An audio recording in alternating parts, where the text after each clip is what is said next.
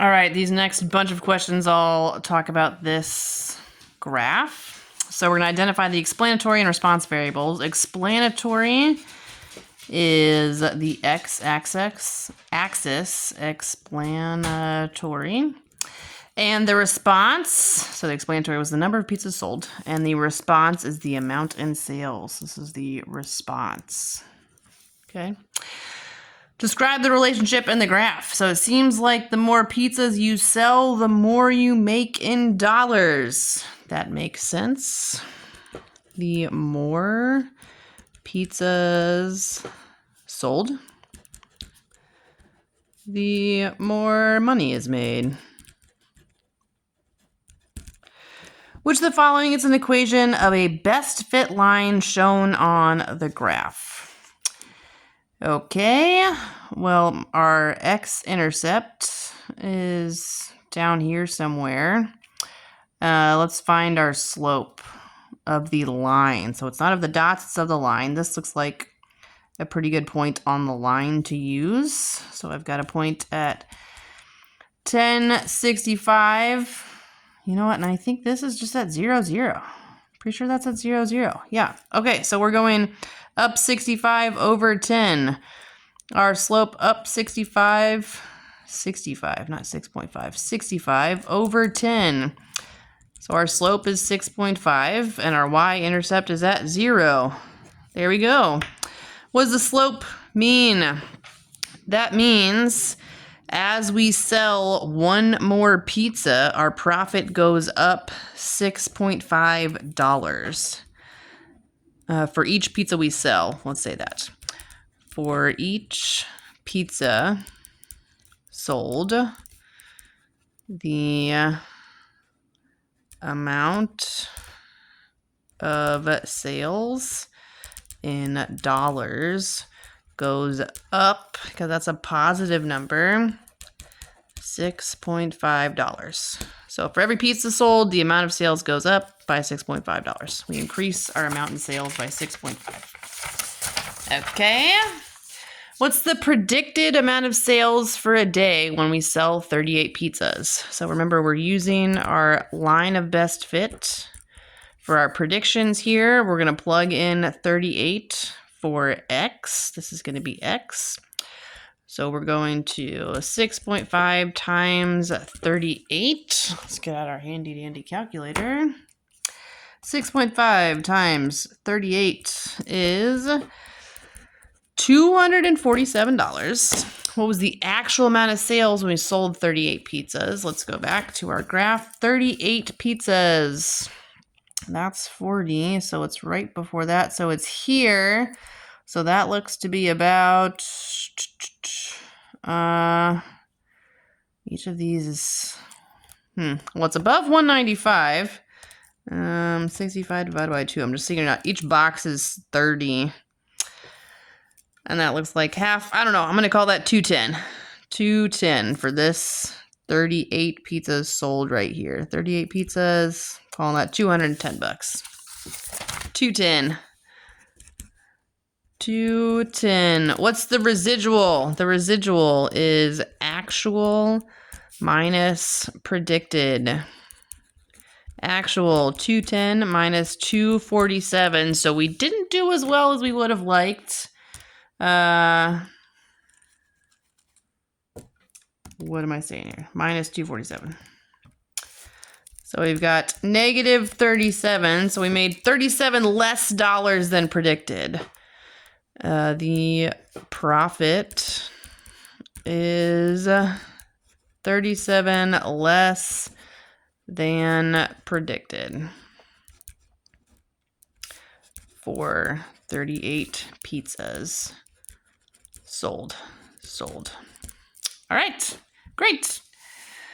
Question 37. Identify each of the following as true or false and justify your choice. When multiplying or dividing a rational expression, we need a common denominator.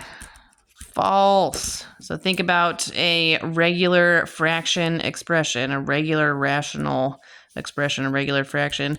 1/2 times 3/4, you just multiply straight across. So you get 3/8 No common denominator needed. You multiply straight across. B, when solving a rational equation, we need a common denominator. Yes. You need a common denominator first when you are adding or subtracting fractions. Must have a common denom when adding or subtracting fractions. This is fully simplified. The cubed root of 16. Could we take any groups of 3 out of there? I don't know. Let's see. 4 and 4, 2 and 2 and 2 and 2. So yeah, we could take a group of 2 out. So it would be 2 times the cubed root of x is not going to have a group of 3, and that 2 is left over. That is your fully simplified version. The common denominator between blah blah and blah blah is blah blah blah blah blah blah blah. What? I don't know what this is. So this is 1 over x minus 2, and this would be 1 over negative 1 x plus 2. Okay, so we would need an x minus 2, an x plus 2, and a negative 1. Yes, that is true.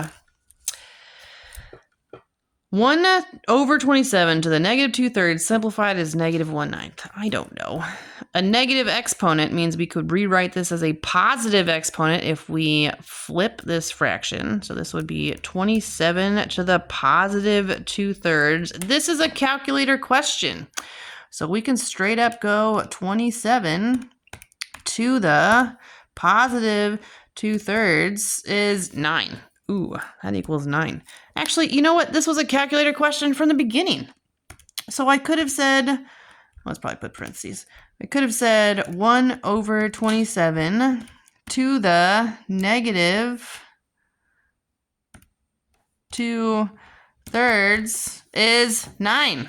So right from the beginning, it's 9. I didn't even have to do this, but it's good to know. All right.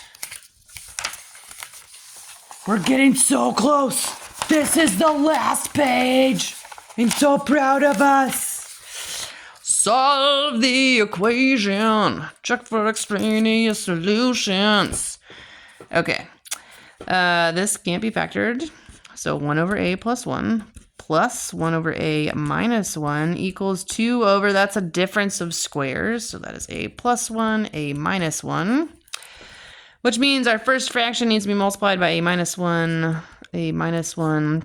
Second fraction needs to be multiplied by a plus 1, a plus 1. Third fraction is good to go. So let's ignore our denominators and solve the numerators. A minus 1 times 1 is a minus 1. A plus 1 times 1 is a plus 1 equals 2. Those cancel, so 2a equals 2, so a equals 1, except for if a equals 1, this denominator would equal 0, so this is extraneous. So we really have no solution. Bummer is what it is. Dudes, this is the last question.